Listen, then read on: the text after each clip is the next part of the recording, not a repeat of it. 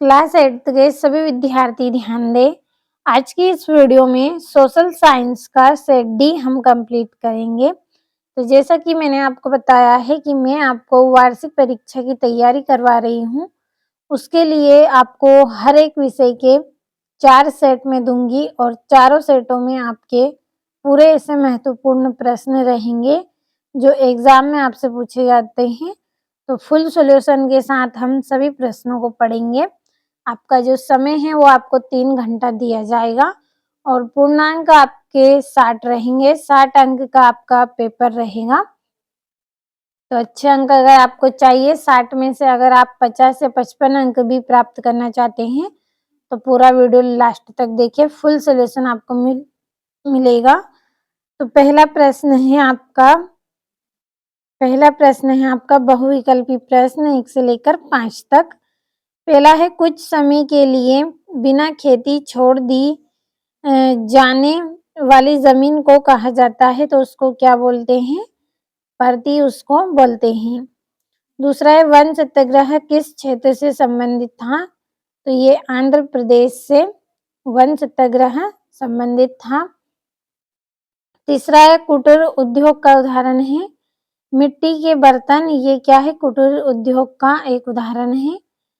चौथा है आपका, इलेक्ट्रॉनिक वोटिंग मशीन के इस्तेमाल से फायदा हुआ है। क्या फायदा हुआ है? मतपत्र के कागज में बचत हुई है। और पांचवा है, जनसाधारण को जन सुविधाएं मुहैया कराने का प्रमुख दायित्व है।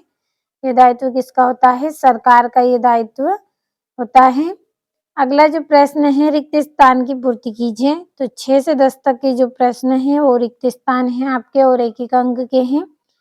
छठा है, बाजार में उत्पादकों और उपभोक्ताओं के हितों की रक्षा करने के लिए डेडेस बनाए गए। तो क्या बनाए गए? कानून बनाए गए। तो अब हमारा जो अगला प्रश्न है वो क्या है, उसको भी हम समझ लेते हैं। 7वां है, भूतकाल की घटनाओं का क्रमबद्ध वर्णन डेडेस कहलाता है। क्या कहलाता है? इतिहास।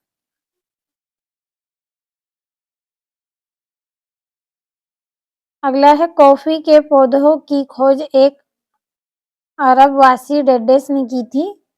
तो इसका आंसर आएगा काल्दी। क्या ऐसा रहेगा इसका आंसर? काल्दी ने खोज करी थी। और संसद का महत्वपूर्ण काम डेडेस बनाना होता है। क्या बनाना होता है? कानून। 10 है, भारत का सर्वोच्च न्यायालय डेडेस में स्थित है। तो कहाँ पे स्थित है? ये दिल्ली में। ये आपके रिक्त स्थान हो गए हैं। और अति लघुत्तरी प्रश्न है 11 से 16, जो कि पूरे आपके 2-2 अंक के रहेंगे। तो समझ लेते हैं। सुलेखन विष किसे कहा गया है? 12वां है, 1857 के प्रथम स्वतंत्रता संग्राम से जुड़े कुछ प्रमुख नेताओं के नाम बताइए। 13वां है, मिश्रित कृषि क्या है? यह किन किन देशों में प्रचलित है? 14वां है, संसद किसे कहा जाता है?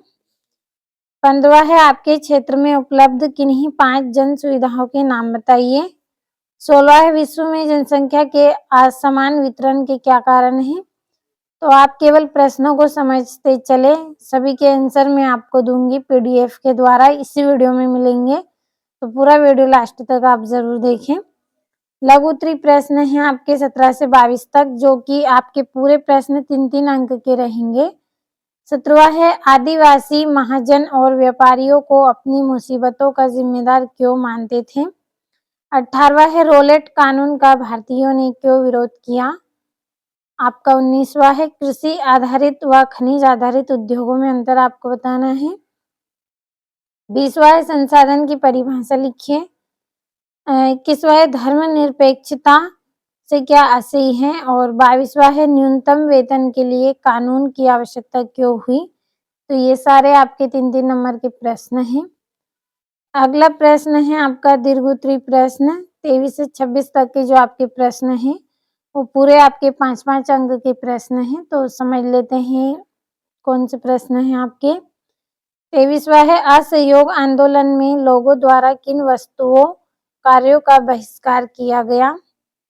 24वां है, जमशेदपुर में लोहा इस्पात उद्योग स्थापित होने के क्या कारण है? लिखिए। और